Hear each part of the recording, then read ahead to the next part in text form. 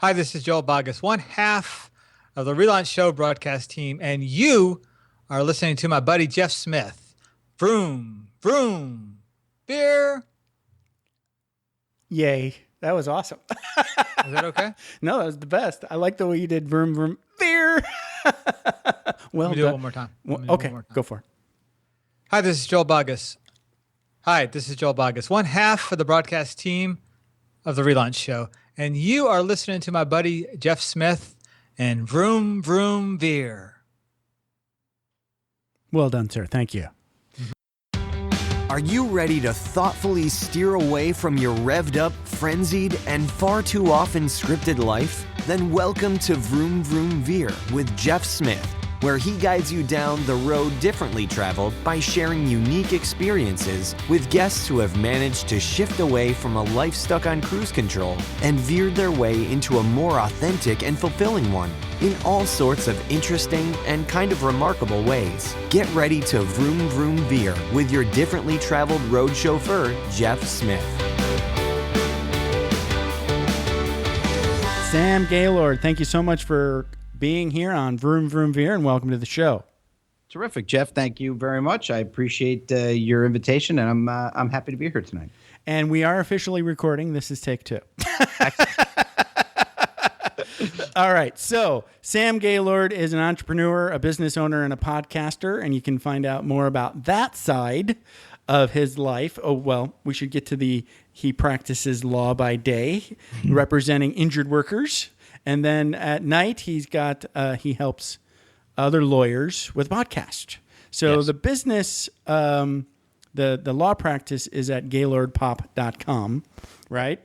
Yep. And talk a little bit about what you're doing with your podcast, helping other lawyers. Sure. So the podcast is The Law Practice Doctor, and it really comes out of my own desire to try and help other solo and small law firms succeed by providing the easiest and most practical solutions to grow a practice and still have a life, and nice. to try and basically provide information and my experiences to other attorneys, so that when they're out there, sometimes there's just this void. You think you're all out there on your own, and to provide a voice where somebody can listen to an episode and say, "Wow, if I took this particular one small step, I might be able to help myself in this way, or I might be able to, turn away from the pitfall I'm about to walk into." Things of that nature. So it's really my own design in the sense of wanting to help other attorneys, succeed, and to also enjoy the practice of law. I'm lucky in the sense that I find myself in the position of really enjoying what I do every single day, the law that I practice, the people that I help. So I'm trying to do the things that I can to make sure that kind of enthusiasm is sort of spread through other attorneys. Yeah, and you're helping with the nuts and bolts of running the business of having a law firm. That's right. Yeah. That's right, which is absolutely something that is not taught in law school. Yeah, it's like a whole nother thing you got to, wrap your brain around once you want to go out on your own. Yep. Yeah, so that's very valuable. Good on you. So thank you. This is Vroom Vroom Veer, and on Vroom Vroom Veer, we go back in time and talk about your life. Yes. And those big life transitions where you're zooming along, everything seems rosy and everything's great, and then something happens, and you've got a fork in the road, and you got to make a decision, and you might crash sometimes. So, been plenty of those. Let's go back to, say, little Sam in high school. Okay. What sort of person I like this question. Who did you hang out with? What kind of clique were you part of, or not so Perfect. much? Yeah. Nope. I was absolutely a band geek. I love it. All right. I was a theater geek. There you go. I still do. I still play trumpet, and I was in the marching band, the concert band, the jazz band, always in the band room. That's great. And I did choir too. Okay. So, I think I probably got beat up a little bit more often than you. Right? That's true. I have to say that's probably true. The only thing that helped me was I had a bigger brother. in high school. Okay. Yeah. Okay. So that helped a lot. So Nice. he was 3 years older than me. Okay. So when I got to my freshman year, he was a senior. There you So I was pretty safe my were freshman year. Thankfully, only he wanted to beat on me. Perfect. Yes, perfect. Yeah. So what was it like being a band nerd in high school? I mean, Right. yeah, get into Well, that a little bit. sure, absolutely. I mean, well, so the whole the greatest part of, at least for me, anyways, the greatest part of the story is that I define myself as sort of a mutt of the New England coastline.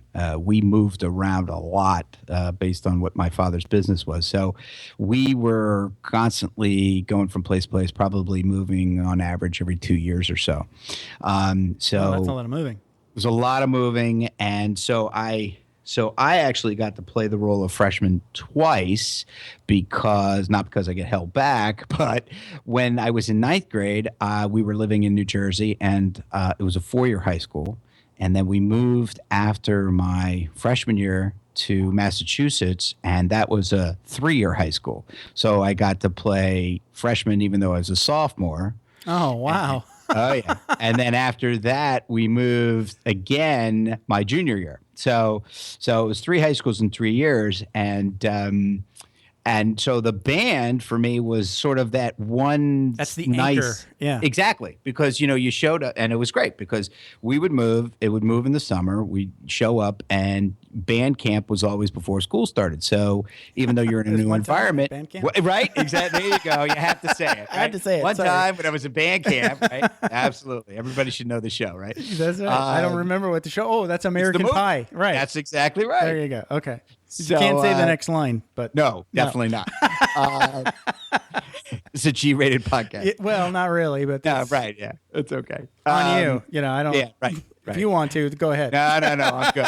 I'm good. Thanks. Everybody knows it. Everybody knows it. I don't have to go there. So, but so for me, the consistency was you would get to a new place and you would have you'd at least have the acquaintances. So that way, when you walked into the school, when school had started, you at least had some facial recognition, and you started making some friends. So. Now, did you know some of these kids from these other towns too, from your band travels? No, because we were moving. No, they were all different states. Okay. And there's no interaction. No, it was a new start, and But, it was great. It's still you have a built-in group kind Yes. of thing, right? Absolutely, Right.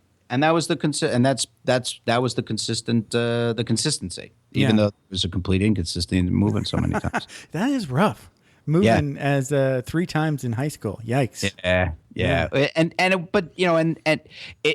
It looking back on it, you say, well, it was, but the reality was for me, it was one of the greatest experiences because, you go to college and that was nothing. I mean, for me, That's was, true. Right. Yeah. Then everything's the same. It's a little boring. Right. 4 years in the same spot. I was like, wow, this is the longest I've lived anywhere. You might as well get used to it right away, right? Yeah. Right. Yeah. So that transition for me was exceptionally easy. Yeah. Yeah. So okay. So now you're a band geek. Did you continue banding when you went to college? I multiplied it out. I absolutely, not only did I continue, but so I went to Syracuse for undergrad. Okay. And still Good to school. this day, bleed orange, absolutely. Right.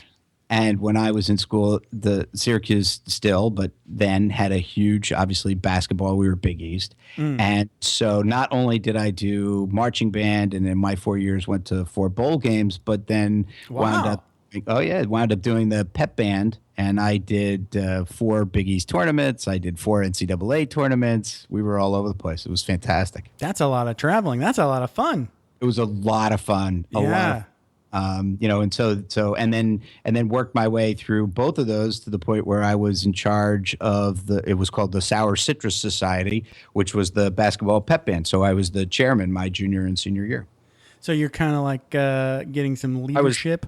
Leadership, and I was the absolute, so if you got band geek, you multiply that by 10, and I was the lead You were like band. you were the Eagle Scout. I was the Eagle Scout of band geeks. You betcha. That's exactly right. Sorry, Eagle Scouts. Sorry. Yeah, I didn't mean it yet. Yeah, Yep. no, not that there's anything wrong with that. It's Yeah. amazing that you get to Yes. be Eagle Scout. But we're bashing Sam now. That's right. Absolutely. He's This is all about me. King. He was like 10x nerd. 10x nerd. You couldn't get any bigger geek than I was. So, but it was a great experience because you got to deal with, it was probably about 130, 140 kids. So you're in charge of not only peers, but you're not only working with the band program and the band leadership, but you're also then dealing with the college because it was even though it was through the band program, it was actually a student-run organization. So we were actually a representative of the college. So we were actually, as the chairperson, not only were we interacting with the band department, but we were also directly interacting with the university. So it was good. So what was it like doing all the travel? Were you guys in buses? Anytime we would go down to the Big East tournament down in Madison Square Garden, that was always by bus. Okay. And then, but there were several times where they would put us on a charter flight, either with the basketball team or the football team. Like my freshman year, they went to. We were in the Sugar Bowl, and oh, wow. Sugar Bowl with Auburn, and so that's a big deal. That's big deal. That's a big deal. Big. It was big time. Yeah. Yep. Wow. Yep. And that's fun. Anybody who remembers back in the early days, it was Don McPherson and Coach McPherson, and Pat Dye was the coach for the Auburn Tigers and went for the field goal to tie the bowl game instead of going for the win. So Syracuse sent him 10,000 ties when the game was over. as a thank you. So back then they didn't go to overtime. It just ended 4 in a quarters. tie. It's over, right? Exactly. Yeah. So it was like sort of okay, great. We've come all this way to New Orleans, and you've just kissed your sister. That's awesome. Yeah. So football should not have ties. Right. Exactly. I know lots of other sports are very handshaky and nice, but football is one of those that I agree that a tie just feels wrong. It was totally empty. It just feels wrong. Did we lose? No. Did we win? No. Why even show up? Why? Right. So why fly to New Orleans? Right. And go through all the other things. Right? Now, I have to say, I did something similar, but slightly, I don't know if it's less geeky or more geeky, but when I was in 7th grade, I think it was, I was the manager, one of the managers for the basketball team. Okay. So that meant that, you have to carry around the equipment. But the main thing that we did was we did the book, for the stats, sure. The stat book. Right. Mm-hmm. But that meant that we got to ride the bus. Right. And we got to go to all the different games. And I learned what basketball was, how to watch and how to keep track and how to write down things. That was fascinating to me because it's like, now that's pretty geeky. Yeah, that's all fine and good. But the reality is if you're that guy, you're sitting on the court. You got some of the best seats in the house. That's true. I did. Okay? I did have really good seats. Yeah. So and I learned a lot about basketball. Right. And when we would go Big East, we're sitting there. I mean, you're in Madison Square Garden. I'm not 5 feet from the court, because they stick you right down by courtside. So it was, you just couldn't beat the experience. And the thing is now, like when I watch basketball, I've reverted now.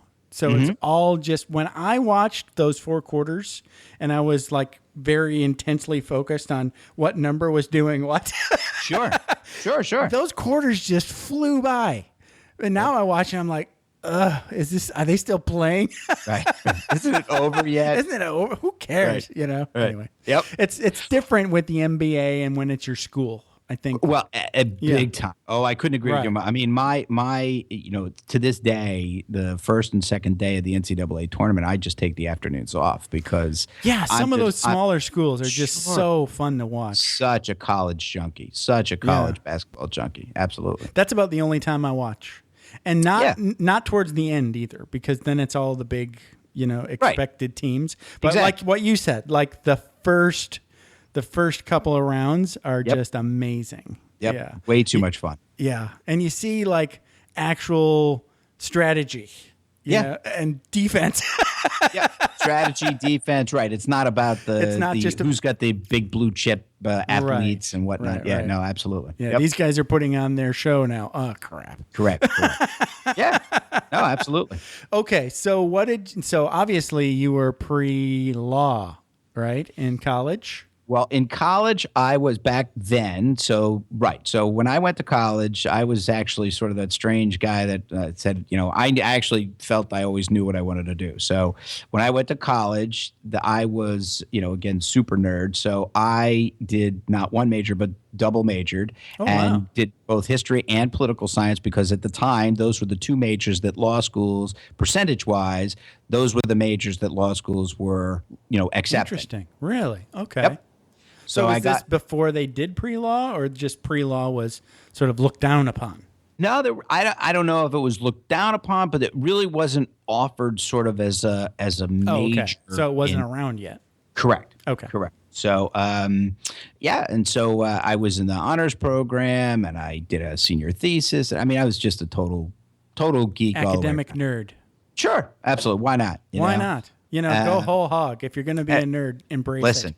Listen, and it was funny because my daughters don't believe me, but my wife confirms that because she was at Syracuse, that's where she and I met. And, my freshman year, I sat in my dorm on Fridays and I actually studied and did stuff, and I did very well. Sophomore year, not as well because I found that there were other entertainments on Friday nights. But there were other things happening with red cups and beer. There were.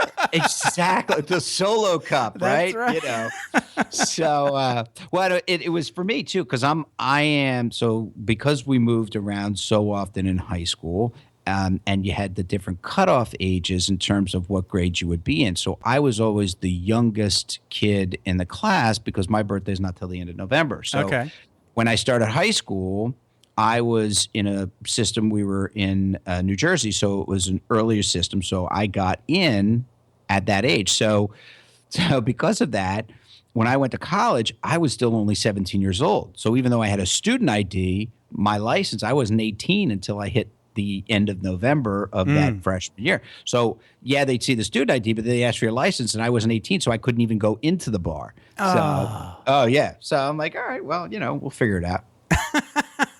So we figured it out. There's plenty of parties. There was plenty. That's right. I had plenty of buddies who were joining fraternities, and I didn't do that part. So I would just go to their parties as their guest. It worked out just fine. My air quote college days were sort of like in Japan because I was in the Air Force. Yeah. Okay. Right. I know. Right. So, I graduated high school and then in between. So I graduated high school, joined that delayed enlistment program.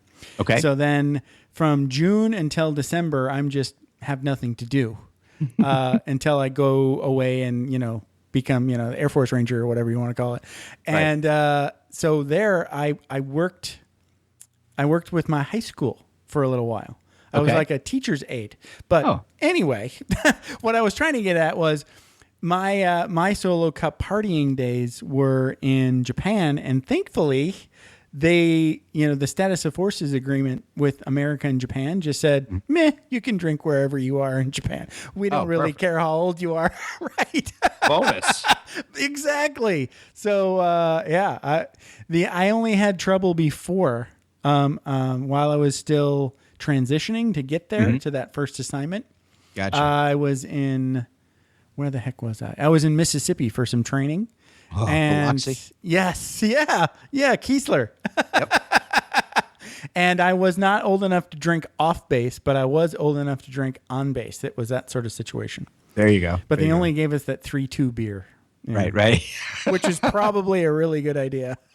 Yeah, right. Yeah.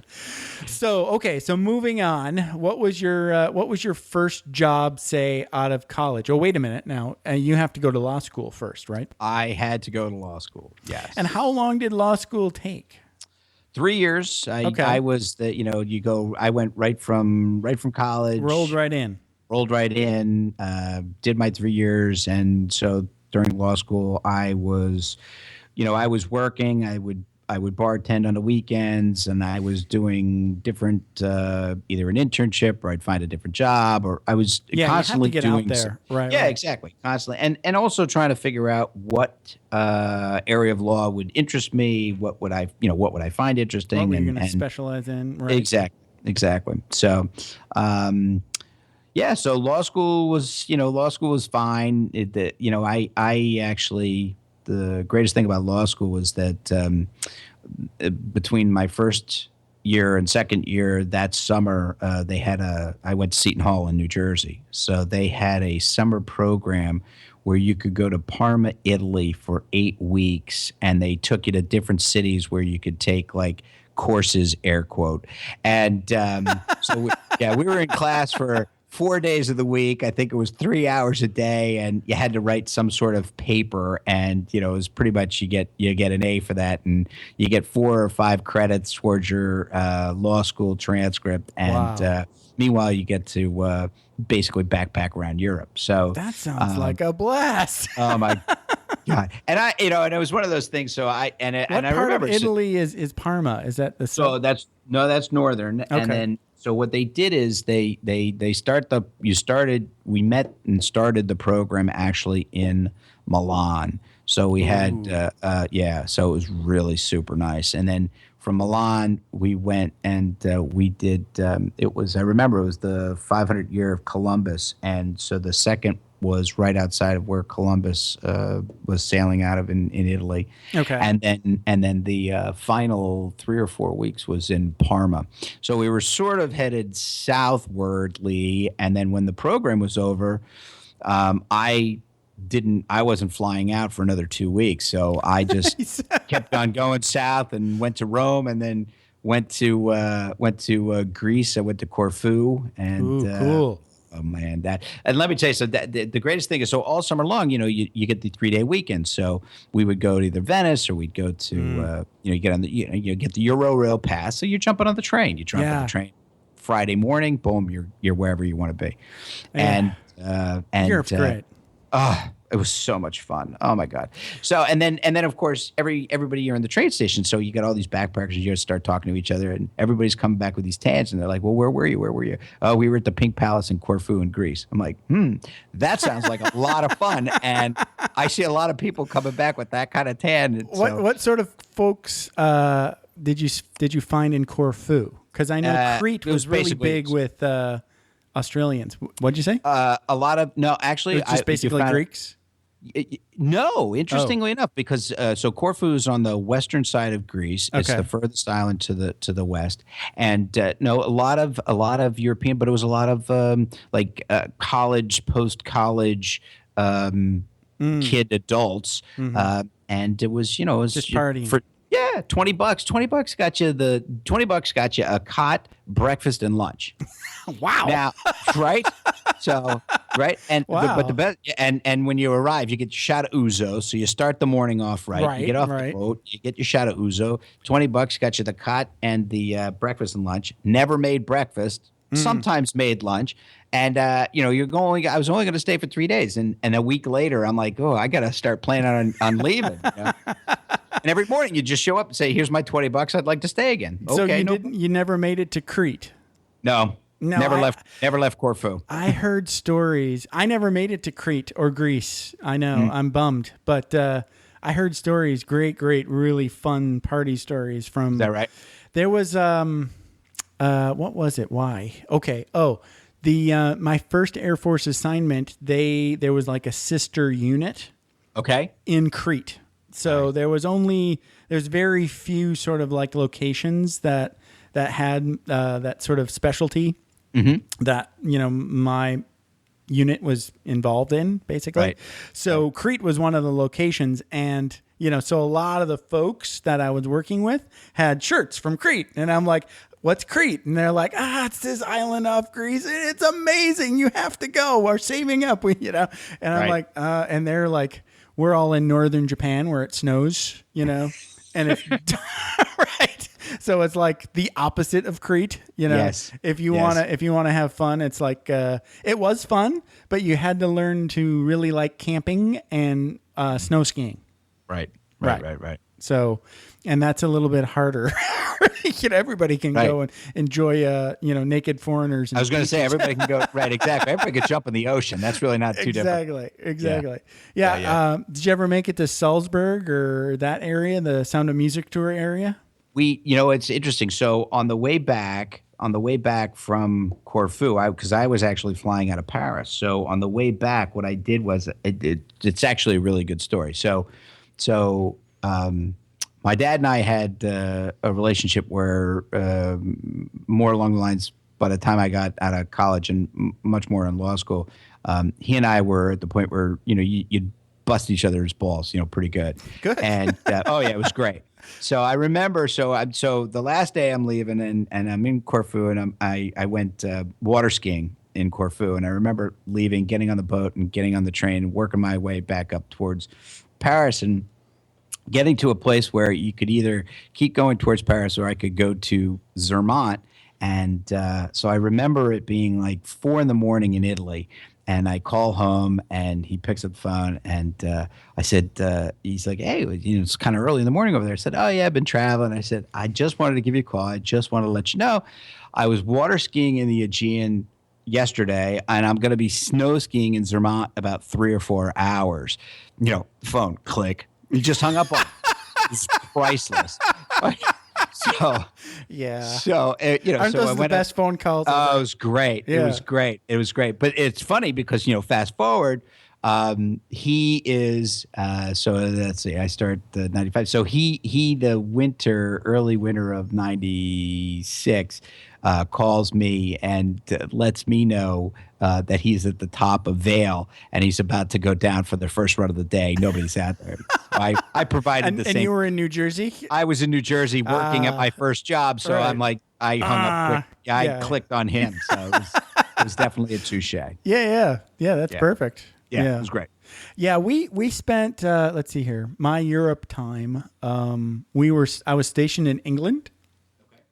And so they had that Ryanair, which was like super cheap tickets. They would like advertise on the internet. It was like one of the first internet-based airlines over there in Europe.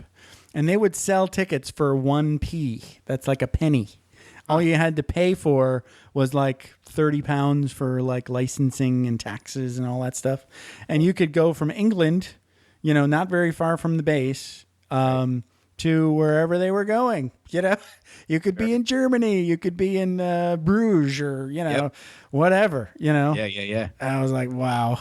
Yeah, we did a lot of like driving trips and bus trips. Mm-hmm. Then we flew, like I said, and did Salzburg and Munich. That was great. We went to Rome, but we went to Rome like when it was way too hot, like in August. Yeah. But Rome's great though. Oh my goodness. With those guys running around, running away from the police with their tables that collapse. You remember those guys? Sure, absolutely. Yeah, absolutely. And it's funny because I did the same. We did this. I did the same. I went with two. So when the program ends and I'm headed towards Corfu, and we go via Rome. Yeah. So we're down there for 2 days, and we were going to stay 3 or 4 days in Rome. And I'm like, it's like 1,000 degrees. We're staying in some room that's got a fan that's blowing the hot air. I'm like, this is ridiculous. If I'm going to be this hot, I might as well be right next to the ocean. Amen. So we spent 2 days. We did, we did the big two things. We saw the Colosseum and we went to Vatican City. And got to do that. Absolutely. Even though it turns out to be kind of crappy, but. Well, and back then, it's interesting because back then they still hadn't redone the Sistine Chapel. Oh, so you couldn't even go through it yet? You could go through it because they actually hadn't even started the reclamation project. Okay. And I remember just looking at it and thinking, wow, it's really, it's dark. It was sort of dreary, and it just didn't, provide anything.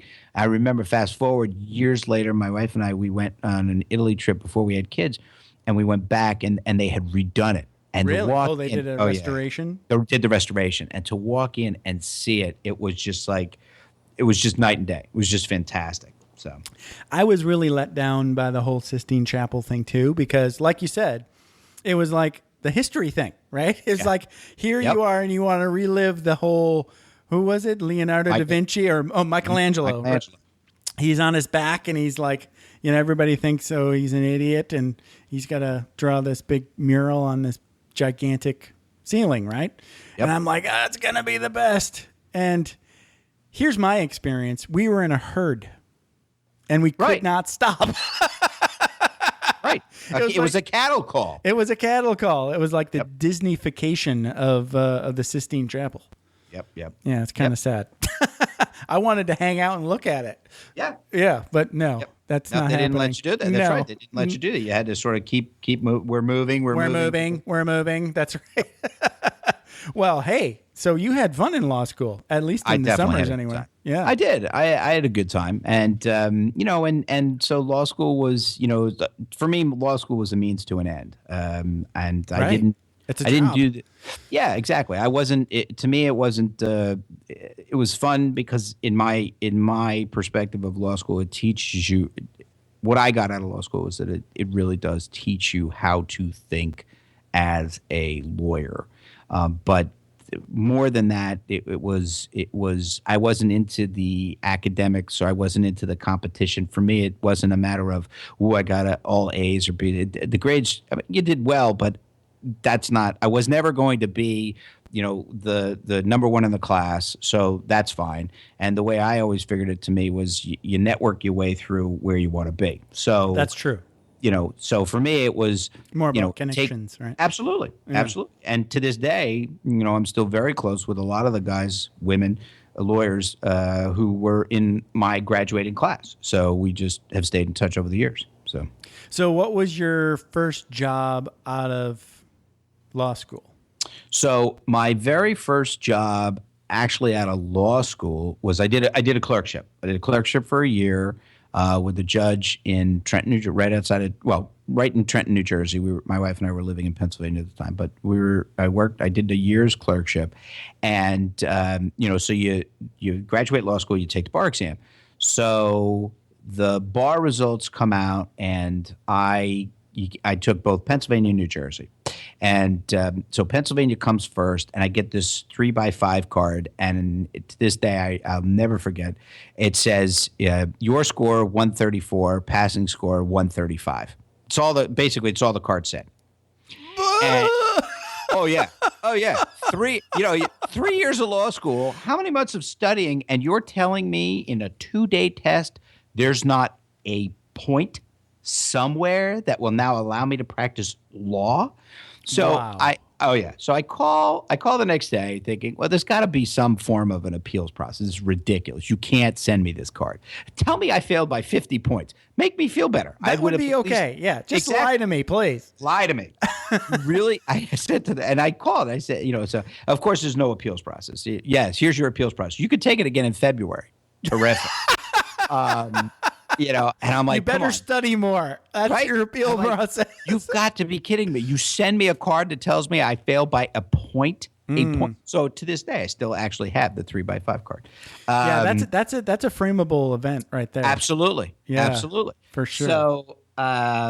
So fine. So anyway, so I'm still in the clerkship. So at least, I got the job. You have a job, and you took another test. So I took the test again in February, but this time I did not take both New Jersey and Pennsylvania, just took New Jersey. Okay. So that was fine. So no problem. And then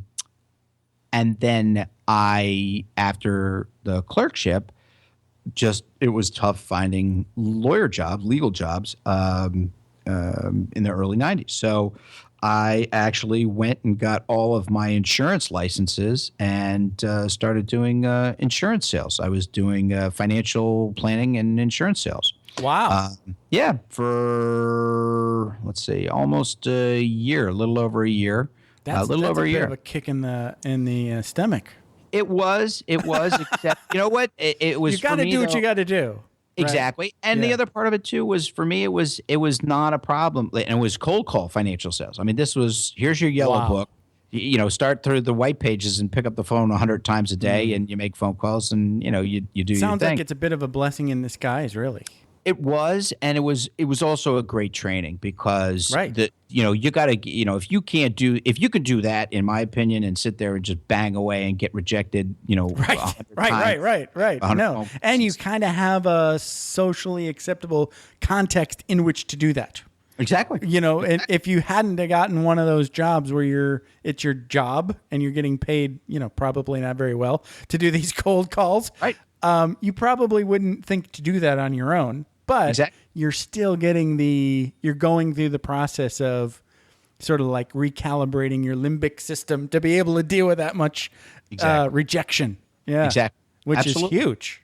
Oh, and it was great because I mean, talk about building up a tough skin real quick. Right. You know, Exactly. so as this is going on, I am, I went to law school. I should probably practice law, at least make me think I may not want to do it or do want to do it. So, so every now and again, you send out a resume and whatnot. And I remember I eventually get a letter in the mail from a big firm in the Mercer County, Trenton area. And they sent me this letter and said, "Oh, we've gotten your resume and we'd like to bring you in for an interview." Great. So nice. so I contact the firm and we set up the appointment. And and at this time, my wife's working in Philadelphia, so she's working. We got a condo. Things are going well. The financial sales, they're going good. So I have this,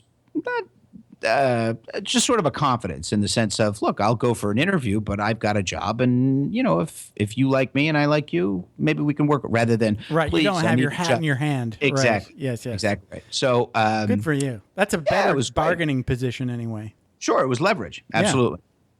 So I go in for the initial interview, and it's two partners of the firm, and they said, sit down, get through some of the shit.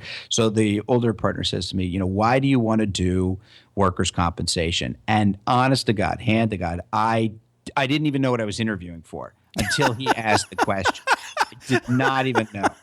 So you have to reach real deep. And without, and I said, I said, the reason that I want to do workers' compensation is because as part of my sales now and doing financial, I've had the ability where I can help people. To me, this area of law is one that it will really allow me the opportunity to help more people. Boom, right? And totally on the fly. It sounded great. I was totally on the fly. I had no freaking clue of what workers' comp was. Didn't know what the hell I was even interviewing for. And so it was great. So the interview goes well, and then they send me they give me a call a couple days later, and they said, well, look, we'd like you to come in. We'd like you to interview with one of the other associates, a couple of the other associates. I'm like, sure. So go to lunch with a couple of the other associates. We talk, blah, blah, blah. They bring me in for the third interview, and here's the good story. So it's April 1st, 1995. April 1st. Okay. April 1st. All right. April 1st, 1996. Okay.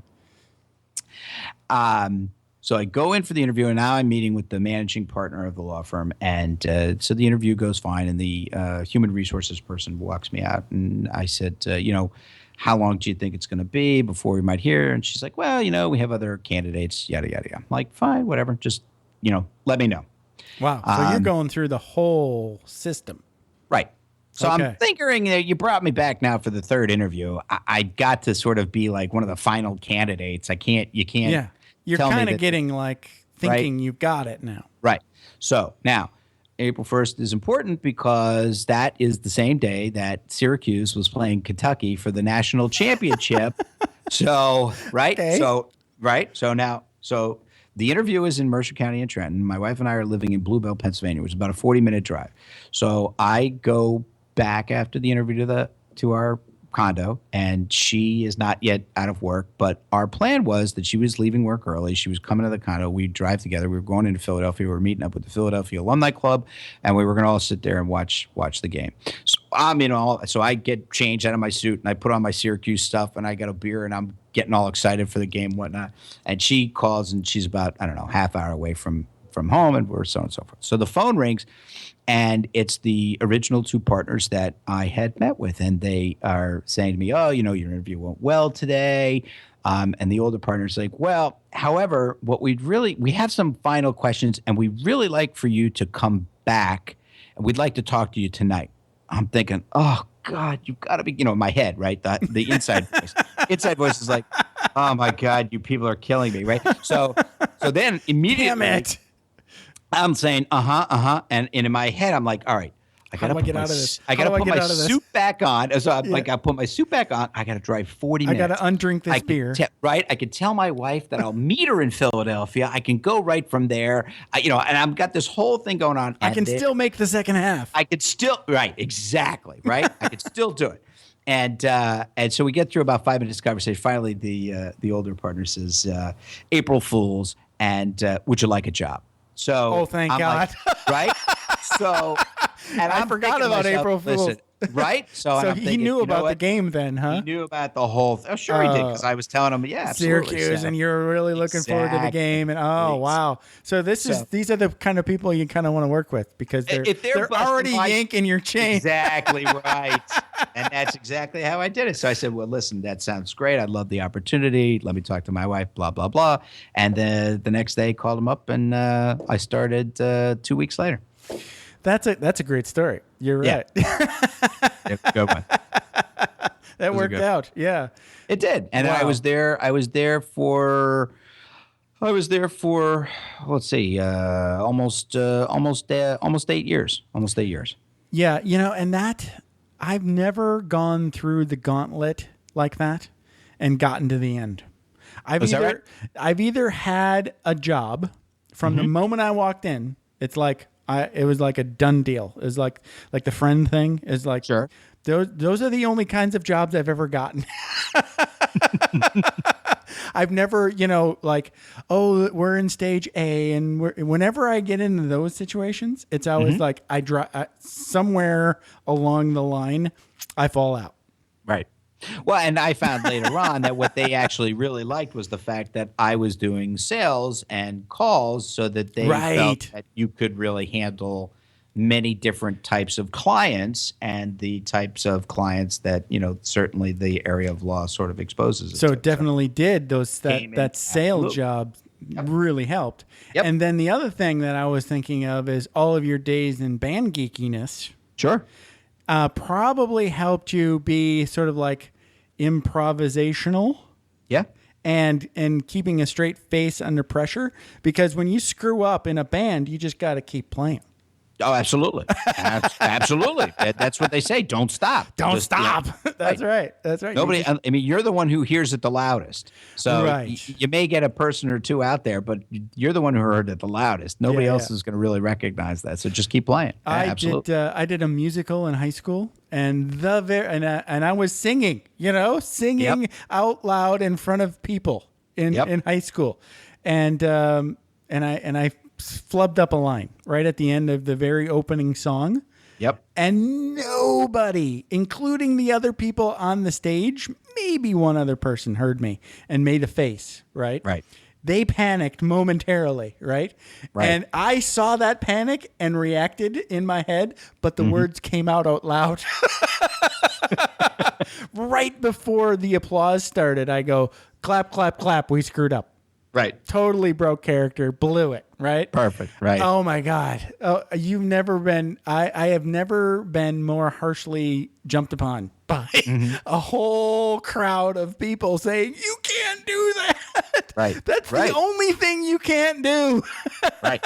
Is Just lose keep on it. going. Just keep going. Who cares? Just plow Exactly. through. Nobody's going to know. And even if they do, who cares? Absolutely. Right. Yeah. Absolutely. And it works. That works for life too. Sure. Yeah. It's like those I meant to do that. And right, exactly. Unless somebody's really on the inside, they're not going to know. And Nobody's going to know. who cares? Even if Exactly. Well, but that I think is a stopping it confidence. and going, you're right. Playing off a thing that rolls into confidence. Exactly, and I think that that's something that you that's an acquired skill, and it's certainly later on in life where you have the ability to sort of do that much more easily. But at the younger age, it's like because a lot of times in band solo, and I'd have solos, and you're cranking along, and all of a sudden, like I said, the note to you sounds like, oh my God, I can't believe I just did. Really, and you gotta keep playing. Everybody else is playing, so keep on. It's trucking. always magnetized or magnified, Absolutely. like times 10, right? Absolutely. Like you said, yeah. Absolutely. Okay, so what was the next Veer after this job? So how long were you there, and how did it go? Sure. The big Veer actually comes really shortly after I get that job. So I start April of '96, and my dad dies that Memorial Day weekend.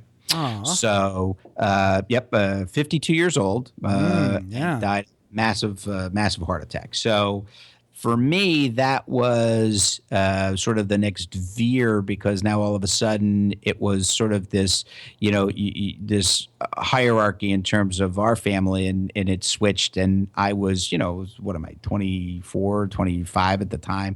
So that was a very difficult transition. He and I had gotten very, very close, and it was sort of at the end because he had traveled and was always working and always traveling and was just not there because he was always working, and sort of got to the almost pinnacle of his career, and suddenly it's gone, which creates now how I go about doing things because having had that background, moving all the time and having him never around and so on and so forth, that was my vow to my future that when I had kids it would not be like that. And right, yeah. So I'm with the big law firm, and so let's see, June of 2003 they make me a partner.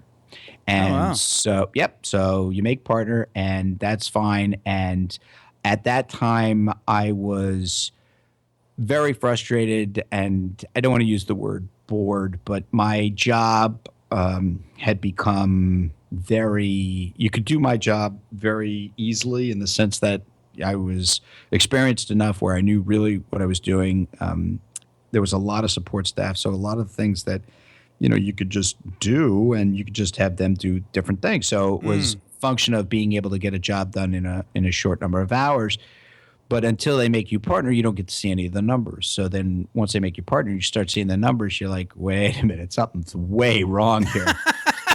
And you realize, wait a minute, I got twice as many clients. I'm getting paid half as much. So what? Wait a minute. Who am I working for here? What? And by the way, everybody gives you a dirty look if you don't show up on Saturday mornings, and everybody gives you a look if you leave early to go to to go see your kid or something like that. And so it really started for me transitioning at that point, and this is just not gonna work. So I started. Well, you've got two things. You've got the culture is not really where you want to be, and then you've got that sort of like dialing it in, phoning it in, sort of I'm not growing kind of feeling. Yeah, exactly. Yeah, and I say to people all the time, if I had the genetic makeup of being a clock in and clock out person, then you never would have left. It would have been the greatest job in the world. Right. But DNA, I am absolutely not built that way. And so, it was at the point where,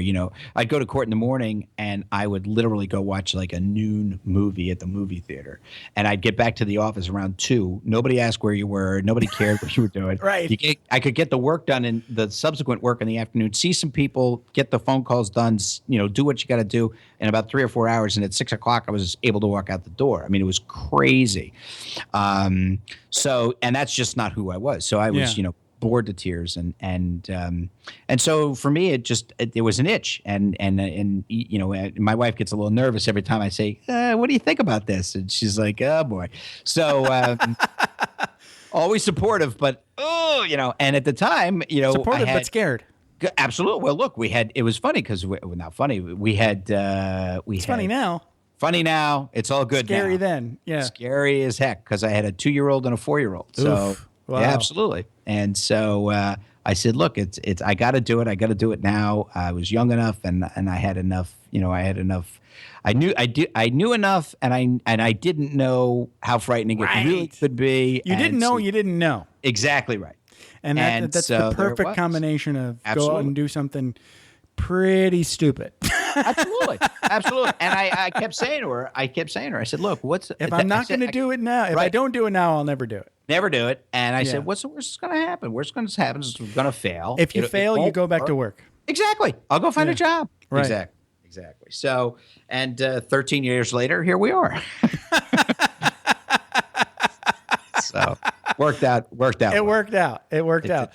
So how was it really, really scary in the first couple of years, or did it kind of pan? Oh, okay, good. Oh no, it was scary. Oh no, please. There's no easy way to get to 13 years later. No. God no, hell no. But so so it was, and of course, so now I punched the 8. Well, so it was the big firm in the county. So you leave and when you leave a firm, I was a partner, so I could, after I left, notify the clients that I was representing that I had left, and they had the ability to make a choice as to whether they wished to retain the services of my new firm or stay with the old firm. There's a really nice benefit of being partner then. Absolutely. All right. So you can't we do that had, if you're not partner. if you're an associate, you can't do that. Right. So they had made me partner. So I had a complete list of all the clients I had represented and was currently representing, all the names, addresses, emails, and all that stuff. So we So you had a immediately- base. I did have a base. We sent out the letters. And in about 2 months, the managing partner of my old firm actually filed an ethics complaint against me, alleging that while I was working at the firm, I was soliciting clients to not open their files while I was at the big firm and that wait until I left and then doing it there. So I had to go through a year's ethics investigation. Oh, geez. Oh, yeah. They made it exceptionally difficult. Every file that decided, every person that decided to come with me, they would file an attorney's lien, a fee lien against every single one. They were sending attorneys on to fight for a bigger portion of the attorney's fees on the cases that we were then eventually resolving. Oh yeah, they made it very, very as difficult as you could possibly make it. They made it that difficult. So Wow. yeah. So it was, you're great for 8 years and then you're, a POS immediately after you've left. So Ouch. yes. Yeah. You found out quickly who really was And these were the people that made you partner. sure major Wow. partner. It's like a breakup. Houses essentially. dying. It's Yeah, like that's what it is. It's like a marriage. You work divorced. Yes. Correct. Absolutely. So they I- weren't going to make it easy. correct. Punch them in the nose, and they weren't happy about it. So. Ouch. Yeah. So, but it was great because when of course, and it's funny because before I had left, I actually had served for 4 years on the ethics committee, so I knew what the rules were and I knew exactly what we could and couldn't do. So what was funny was when the investigator wrote the final report and basically chastised my former firm for in fact having done what they had done.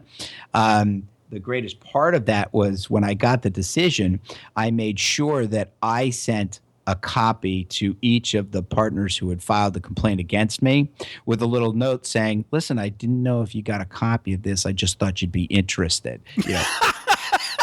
So it was a nice way. It was a nice way of saying, listen, I'm still here. Just in case you didn't get this. Just Here's in a little and I did. It courtesy was copy. absolutely. It was a handwritten note on my new letterhead saying, "Listen, in case you hadn't gotten a copy, I thought that you'd find this interesting.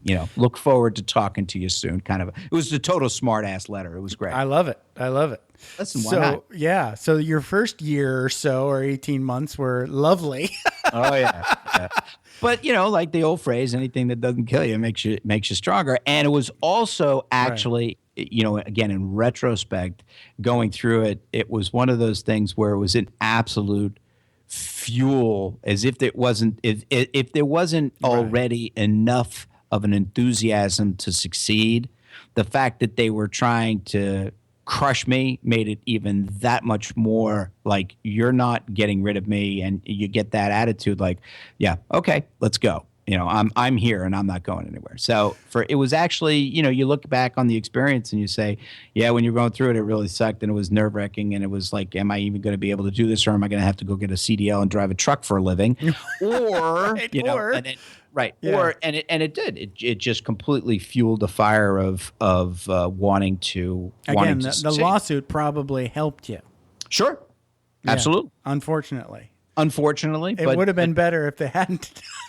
Sure. Maybe. I mean, Maybe. listen, you can't really question that, though. Really. Well, there's enough to worry about without having to also worry about whether or not somebody's going to try and take your law license. I think that's kind of like goes with the deal, though. When you're dealing with the law, they're like, oh, you know what? We're lawyers.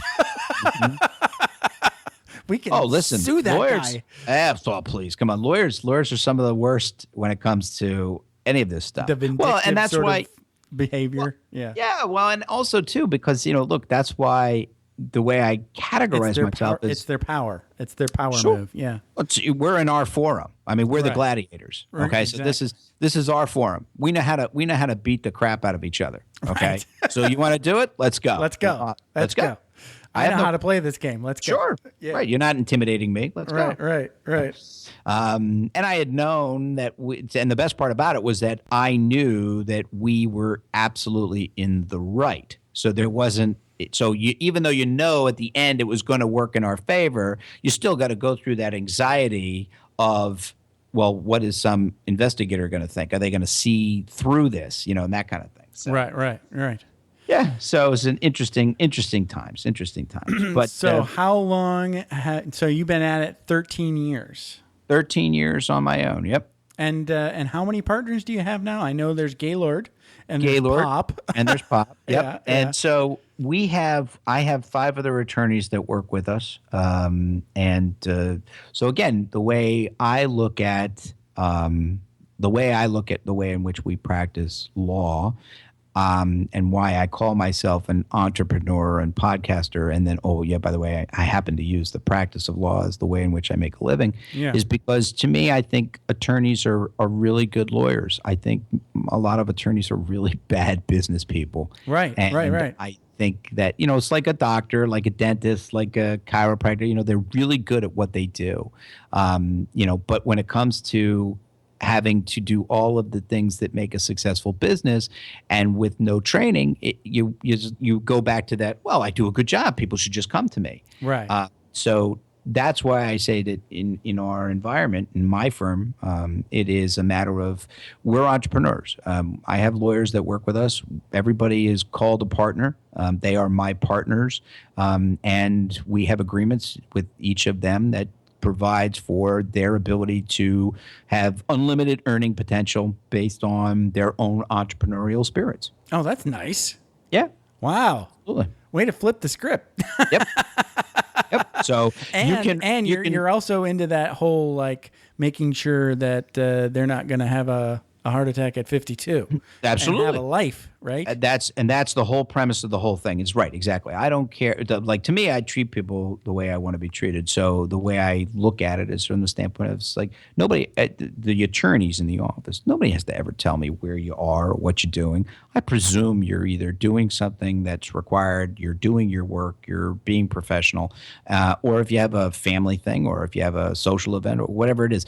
I'm not anybody's den mother. We're way beyond that. And if I have to be that, you're not going to work for me very, very long. Yeah, exactly. If you're going to nitnoy, you're in the wrong business. Right? Yeah.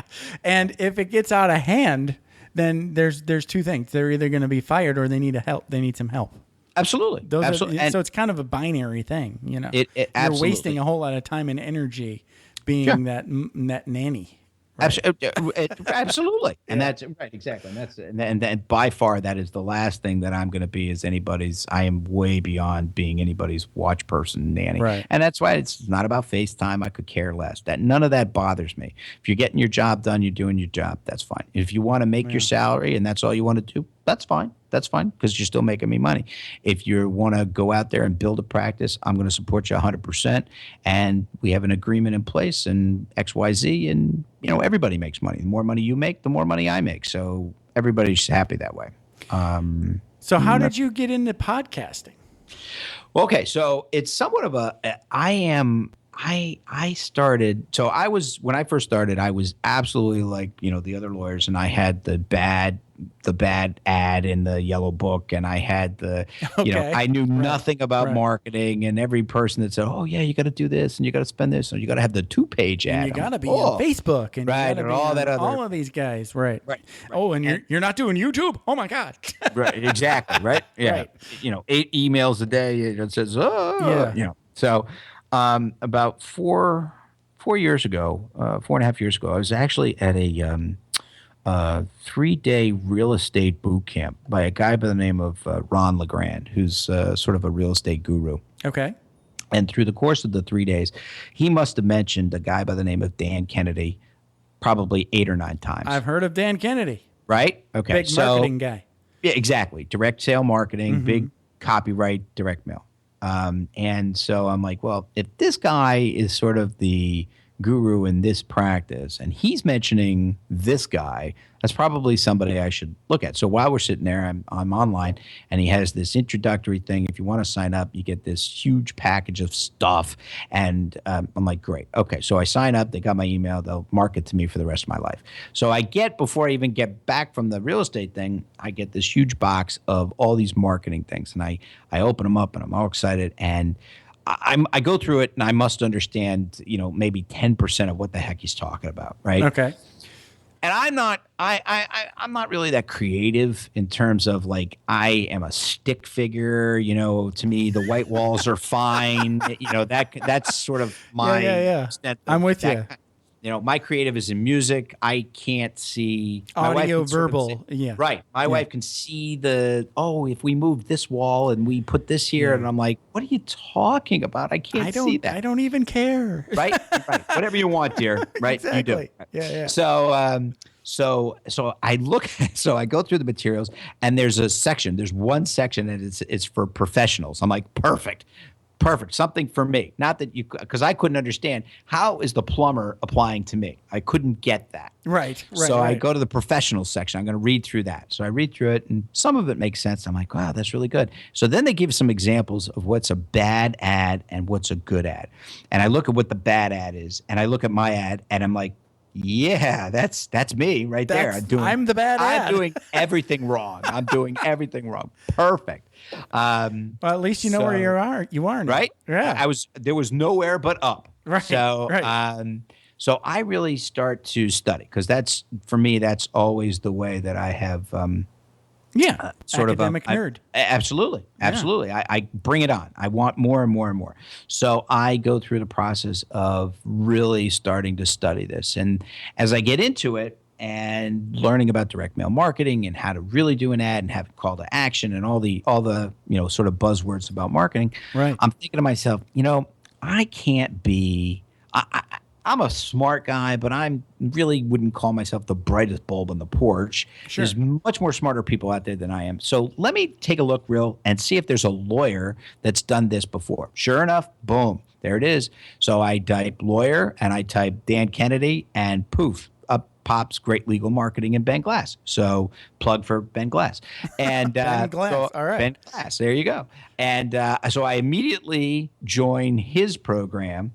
And once I start, he's training lawyers and attorneys to be better businessmen, be better marketers, better marketers, and so that everybody needs to do that. Absolutely, absolutely. So that was about 3.5, 4 years ago. I started that journey, and that's where you met our mutual friend.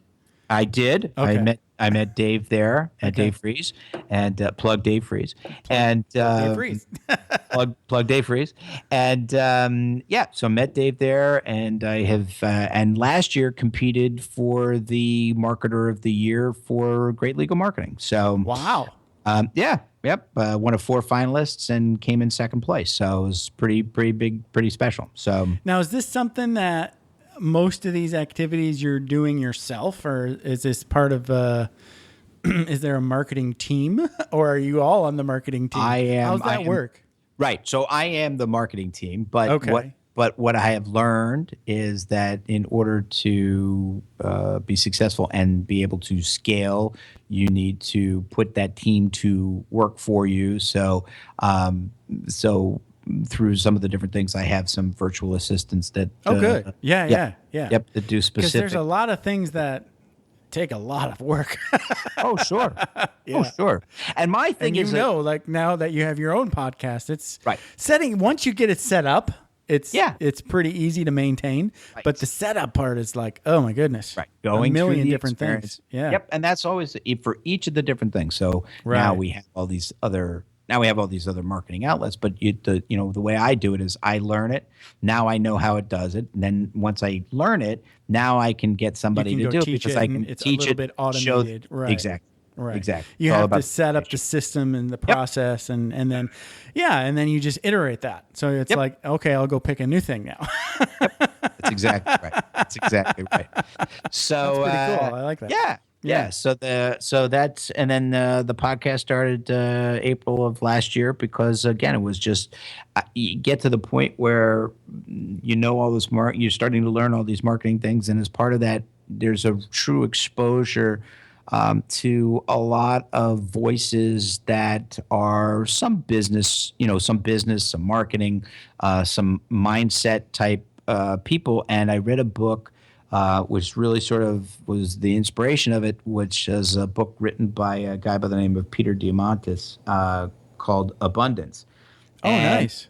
Yeah, and it talks about gratitude, and it sort of resonated with me very well in the sense that I try to always, both in the practice of law, with my family, friends, my first question is somebody, how can I help you? What can I do?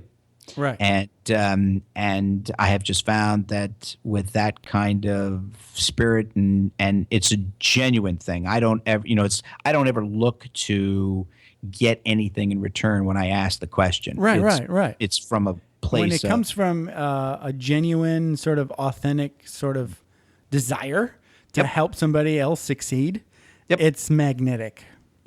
Yep, and that's the law practice doctor because I don't have advertising on the podcast. I don't brought to you by Verizon. I just don't do that because to me it's very simple. It's a matter of providing information in the areas of mindset, marketing, money management, and managerial operations. The 4 M's of how to, in my opinion, create a successful law firm. So. Eventually I've written a book, sort of a money management book and, working on a marketing one and some mindset stuff. But, the podcast was just a way to, and what you learn, as I'm sure you well know, that you can take all of these materials, and if you're an audio or a visual person by way of either podcast or recording or video or videos that you're doing for marketing purposes, you can grab all of those, you can transcribe them, create chapters of a book. And they're multimedia for sure. Multimedia. Yeah. That's right. Yeah. Yep. Because once you make, I think it's important to pick something that you like doing. Mm-hmm. Say like, I really like talking and having conversations. Mm-hmm. So I'm not going to write a blog. Right. That feels like work to me. Now, I couldn't agree more. I will take it. Maybe I'm not doing this now, but I can imagine if this takes off, if I were going to do that, I would just have this transcribed and then make that into a blog post. Exactly. Right. Exactly. So yeah, that's another the reuse of your. I hate the word, but content in that instance, it's okay because that's what you're doing with it. Yep. It's marketing content, and that's exactly. Right. Yeah. Exactly. Well, and again, it's you can look at it from two ways. You can look at it from the standpoint of that's kind of almost salesy, but the way I look at it is it's actually a responsibility. I have some good information. And I have felt as an attorney, it is not only my obligation, but it's my responsibility to make sure that I can provide that information to other people. That's how I look at it. So if I put a blog post and I have social media attached to that, and it all works its way back to the website and people find the website, it's marketing, it's a little salesy, but the reality is that's how people have to find the information. I think if it's good that you're learning each new piece of the marketing puzzle on your own, because I'm pretty sure your heart's in the right place. So that means it's going to be grounded in that principle of gratitude from the beginning. Right. That's right. And that's sort of like the de-slimification of sales and marketing, I think. Right? Yeah, absolutely. Because we all buy stuff. Sure. There's nothing wrong with that, but we don't. I think it's a good thing that it's changing. And I couldn't agree more. And I think it's changing because the consumers are getting smarter. They're getting more adept at being able to understand that somebody is, in fact, marketing to them. Right. And the number of marketing messages that between somebody's cell phone, email, television, you name it, we get bombarded all day long by a constant barrage of advertising and marketing, and people, can smell a phony. Right. Well, anybody interrupting you now is, That's just annoying. You know? Pardon me. I'd like to sell you now. No. That's over, please. You know. Well, and that's the other thing too. It's like, I use the example when I talk to other attorneys. I use the example. I said, listen, you're not walking into a room of somebody you've never met before, walking up to a woman and saying, "Let's get married," right?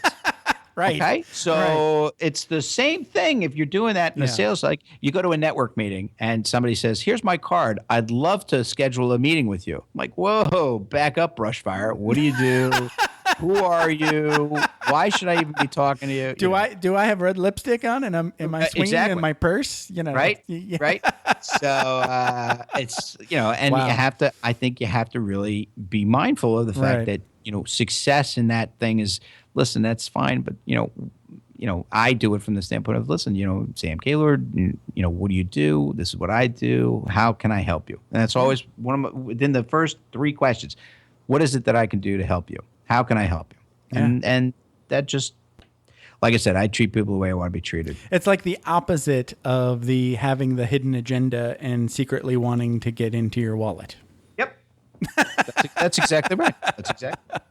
This has been a blast. So people can find out more about everything Sam Gaylord has going on. Okay, so gaylordpop.com is all the law practice. Correct. And then say the name of the podcast again. It's It's The Law Practice Doctor, and there's the website is thelawpracticedoctor.com.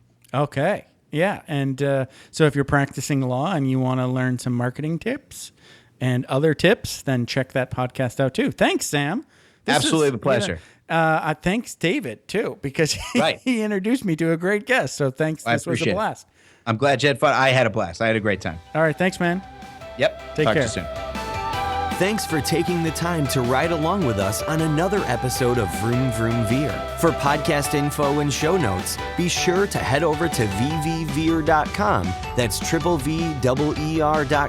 Man, that's fun to say. And we'll catch up with you next time here on Vroom Vroom Veer.